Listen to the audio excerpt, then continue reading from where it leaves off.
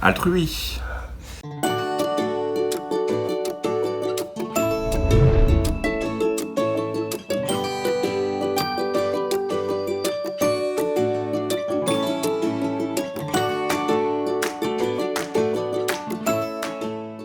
On en a vraiment besoin aujourd'hui. Alors moi, je baigne depuis plus de 20 ans dans un univers où je connais beaucoup de professionnels. Je travaille au groupe SOS, je suis un de ses dirigeants.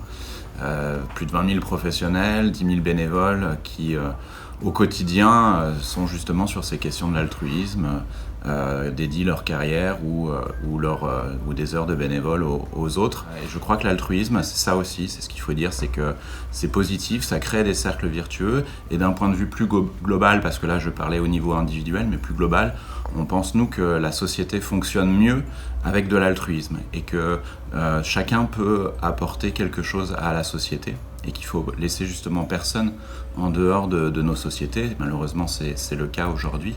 Et que si chacun peut apporter sa pierre, et ben finalement, c'est mieux pour tout le monde et c'est mieux pour la société dans son ensemble.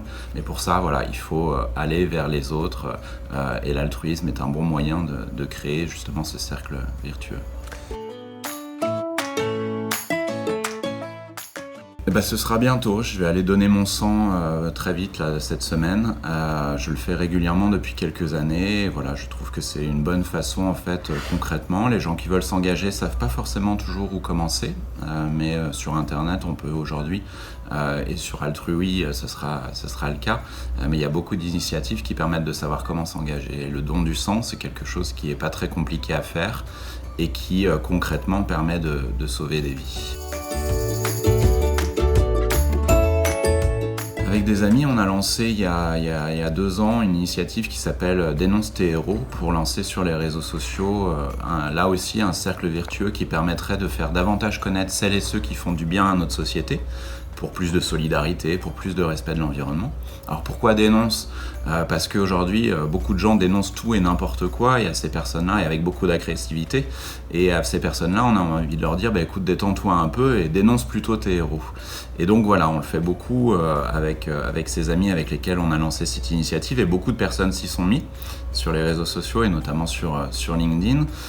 Et j'ai partagé récemment l'histoire de Luna Reyes, qui est une bénévole de la Croix-Rouge espagnole et qui, il y a quelques mois, a accueilli, comme d'autres personnes, sur une plage, des migrants en fait, qui arrivaient de la mer.